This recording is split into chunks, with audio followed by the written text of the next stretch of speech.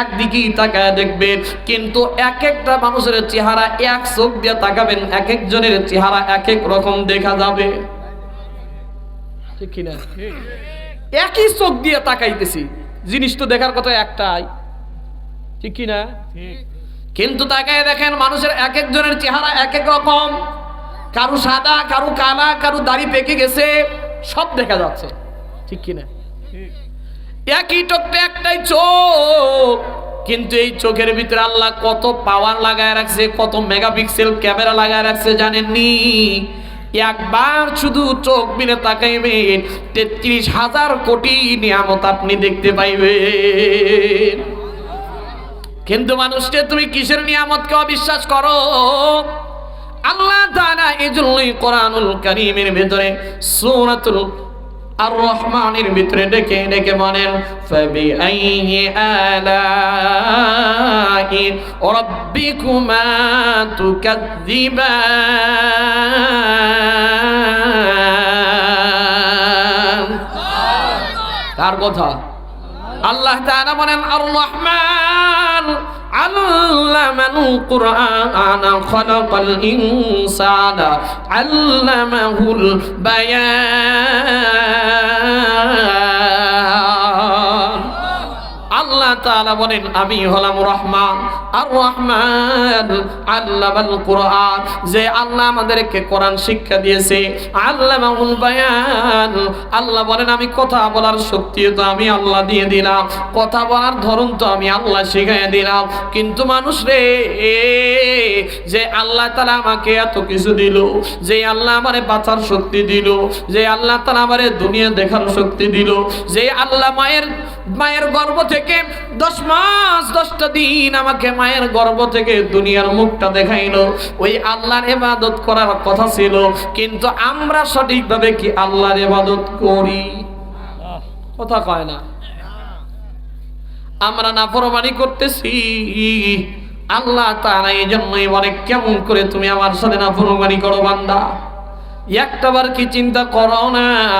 কাইফা তাকফুরুনা বিল্লাহ ওয়া কুনতুম আমওয়াতা, তুমি তো ছিলা মৃত, আমি আল্লাহ তোমারে জীবন দিয়েছি। জোরে বলেন জীবন দিয়েছেন কে?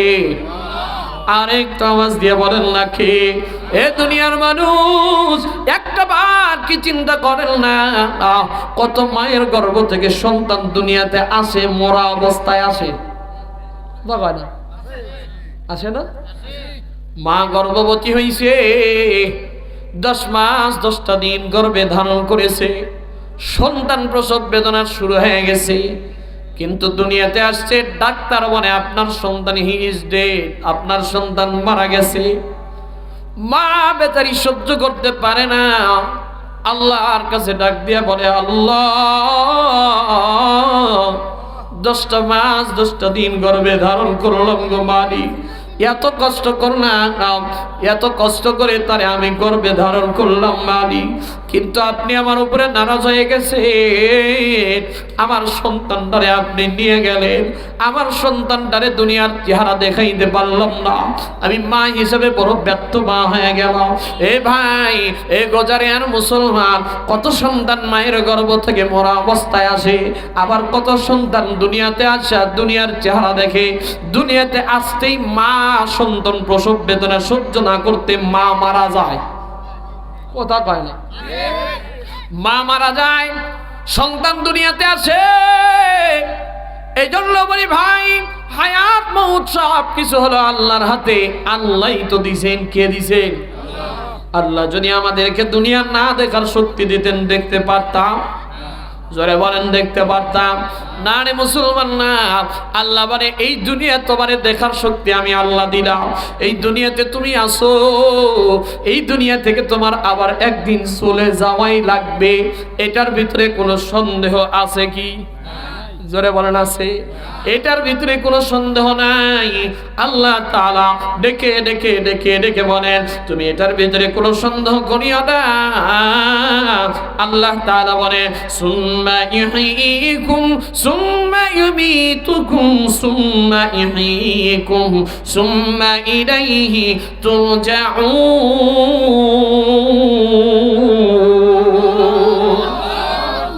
আল্লাহ বলে তোমারে হায়াত দিছি, এই হায়াতটা আমার দেওয়া, মনে করিও নাই হায়াত পাই আমি কিছু হয়ে গেছি। অনেক মানুষ অহংকার করে মুই কি হনুরে, আছে না নাই? ক্ষমতার অহংকারী আছে না নাই? টাকার অহংকারী, পায়ে মাটিত পড়ে না, এরকম মানুষও সমাজে আছে না নাই?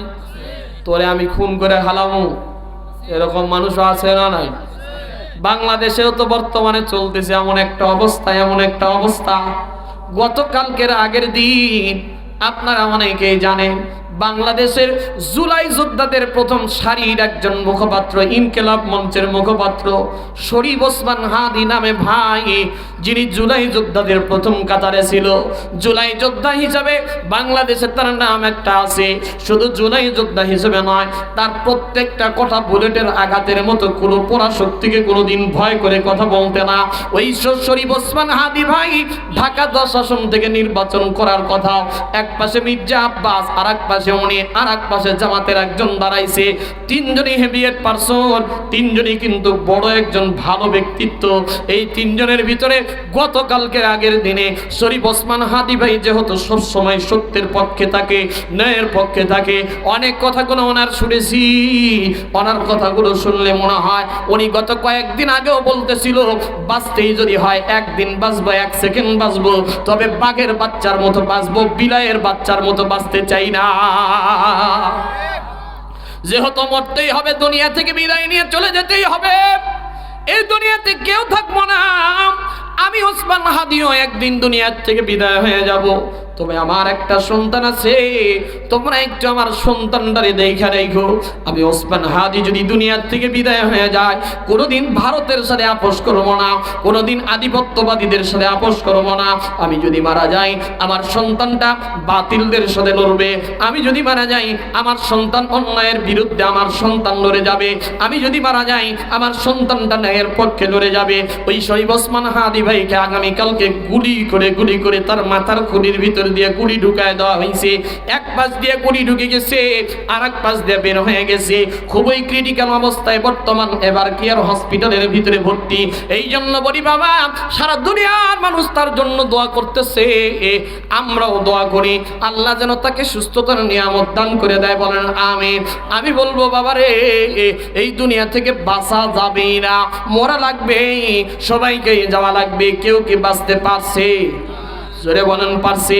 এই জন্য আল্লাহ বলে, দুনিয়ার ক্ষমতাগিরি দেখায় না, দুনিয়ার অহংকার তুমি দেখায় না। তোমার তো বড় দুর্বল করে বানাইছি, মানুষ বড় দুর্বল। আল্লাহ তাআলা কোরআনুল কারীমের ভিতরে দেখে বলে, খলিকাল ইনসানু যায়ীফা।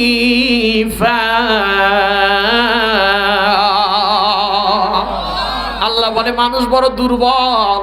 আমরা কত দুর্বল দেখে, একটু শীত আমরা সহ্য করতে পারি, তখন না একটু শীত আসলে সহ্য করতে পারি না, ল্যাব ভিতরে ঢুকায় দেয়, কম্বলের ভিতরে ঢুকে যায়। আবার একটু গরম আসলে তাও সহ্য করতে পারি না, আবার একটু মশার কামড় তাও সহ্য করতে পারি না। মশার ভয় আমাদের ভিতরে আছে না নাই? মানুষ এত দুর্বল। এই মানুষই আবার ক্ষমতার দাপট দেখায়, এই মানুষই আবার অহংকার করে, এই মানুষই আবার টাকার গরম দেখায়। আল্লাহ তাআলা এজন্যই বলে, মানুষ টাকার গরম দেখায় না, ক্ষমতার গরম তুমি দেখায় না। এই দুনিয়াতে তোমার চাইতে কত টাকাওয়ালা ছিল, তারা কিন্তু থাকতে পারে। এই দুনিয়াতে কত ক্ষমতাওয়ালা দাপটওয়ালা ছিল, ফেরাউন ছিল, নমরুদ ছিল, সাদ্দাত ছিল, কারুন ছিল, তারা দুনিয়াতে থাকতে পারে না, তুমিও থাকতে পারবে না। এই দুনিয়া থেকে তোমাকে একদিন চলে যাওয়া লাগবে।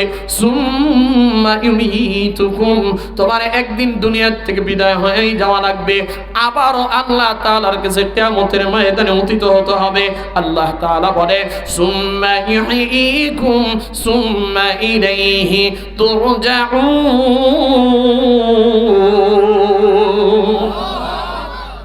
খারাপ লাগতেছে না আপনাদের?